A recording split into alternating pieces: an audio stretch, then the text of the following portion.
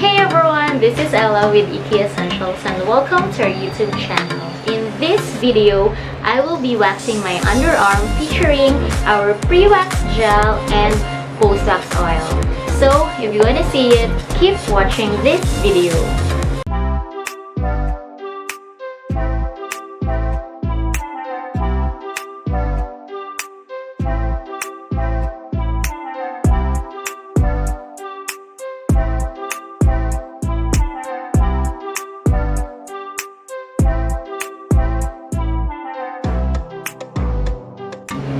So, quick background lang habang nagma-melt yung beans natin na gagamitin natin sa underarm waxing natin.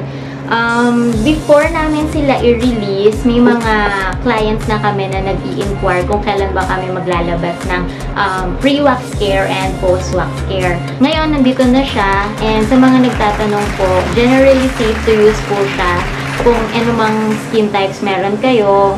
Pero if you have extra sensitive skin, we suggest na mag-patch test muna kayo dito lang sa inner wrist. Then, we'll see after 24 to 48 hours kung magkakaroon ba ng reaction. If wala, I think you're good to go and pwede nyo na silang gamitin regularly kapag mag-wax kayo. Okay? Also, sa mga nagtatanong kung paano sila i-apply, if you have cotton, bulak, or tissue, pwede yon na pang apply dito sa skin. Anyway, meron naman tayong quick instruction na nakalagay dito. So, it's very easy to use. Apply lang kayo. Itong pre-wax gel before waxing. Itong post-wax oil is after waxing. So, mamaya makikita natin, ipapakita ko sa inyo kung paano ko siya ina-apply habang nag-wax. Okay? So, let's start since okay na yung consistency ng wax ko. Okay. So, i-open ko na siya. Actually, therapeutic yung amoy niya. And since para siyang nag-a-act ng alcohol, mabilis siyang matuyo sa skin. So, you don't have to worry about excess moisture. Okay. Konting-konti lang. As in, ano lang, pat lang dito sa takip. Kasi may mga konti dito sa takip. So, lagay lang ako ng konti dito sa left underarm ko.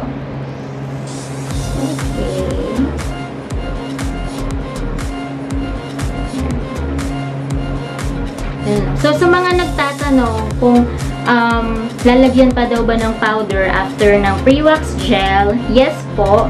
Kasi yung pre-wax gel natin is cleansing agent lang siya. So, kailangan pa rin natin ng powder para mawala yung excess moisture ng sa underarm natin. Kasi we want it dry or we want it moisture free. So, apply lang ako ng konting loose powder. Okay.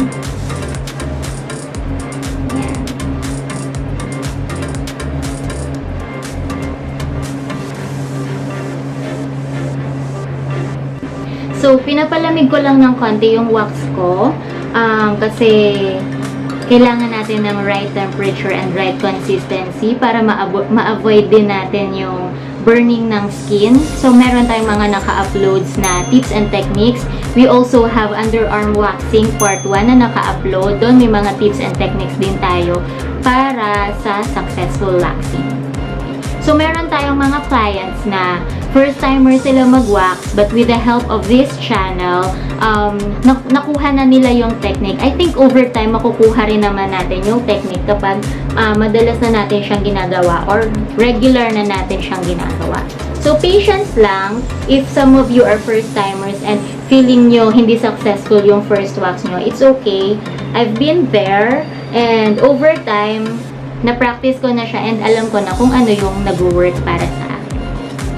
Okay, so nasa tamang temperature na yung ating wax. So, pwede na natin siyang gamitin. Medyo i-zoom ko lang para makita natin ng mas malapit.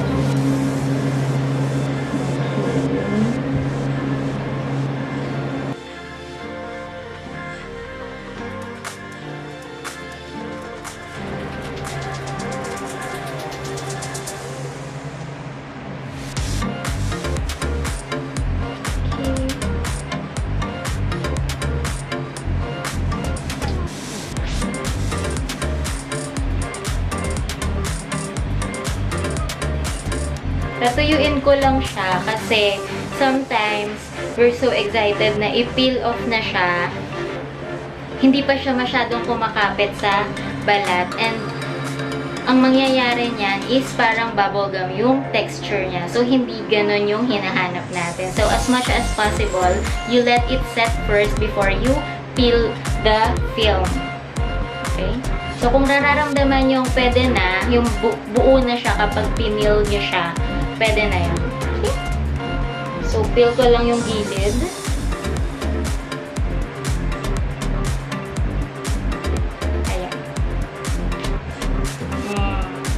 So, ayan na siya. So, yung mga natira dyan, don't worry about it. We'll deal with it later.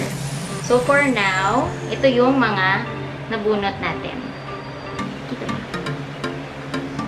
Ayan. So, ayan siya. Medyo madami kasi 4 weeks ko yata tong inipon. Kasi medyo busy tayo. So, ayan. So, next is, so, hayaan muna natin siya. Another tip, huwag nyo siyang pipiliting kasi baka magsugat. Kasi first, sobrang sensitive ng balat natin right after nating i-wax. So, possible na magkaroon siya ng irritation or magsugat kapag pinilit nyo siyang tanggalin. Mamaya pakita natin kung paano natin siya tatanggalin ng gently. Okay? Okay, so next na i-wax na natin is itong kabila naman. Okay, so ganun lang din. I-sanitize natin siya, of course, antibacterial using our EK Essentials Pre-Wax Gel. Dampi lang din siya or pat lang talaga siya kahit dito lang sa takip. And then, tsaka natin siya i-apply sa balat. Okay.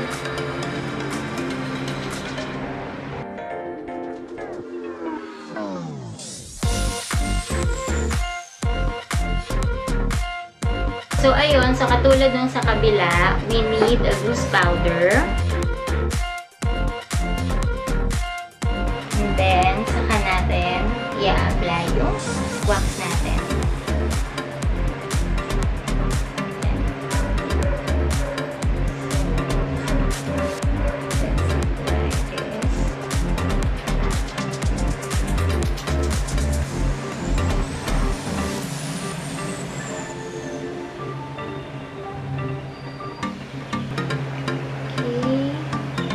Let it completely set.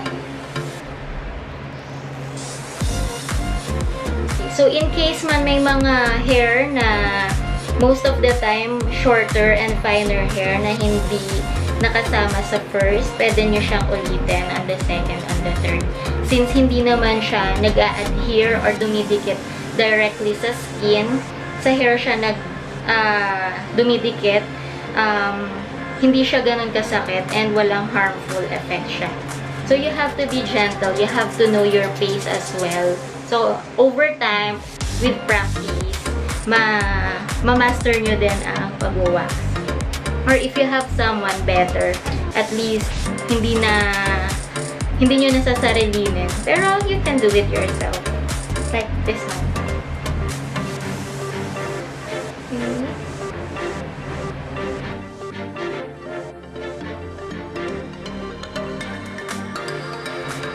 So, in this case, may konti pang natira. Balikan na lang natin siya ulit. And then, we're good.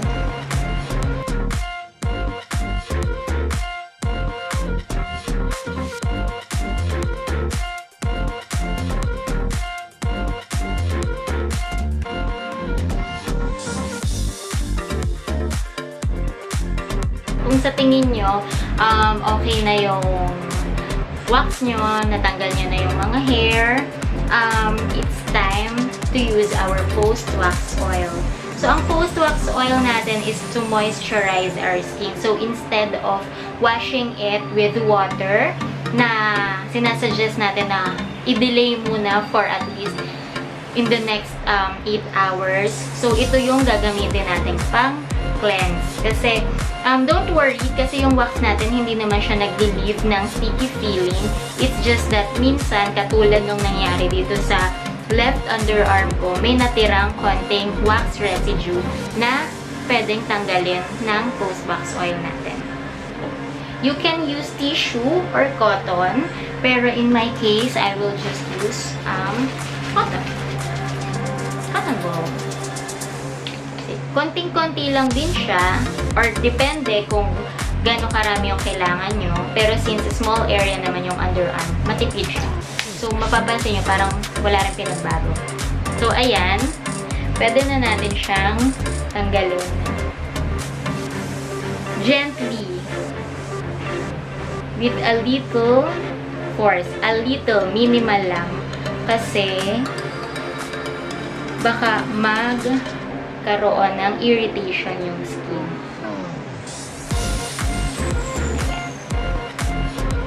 So, okay na siya. As you can see, slowly natanggal yung wax natin. Yung natirang wax.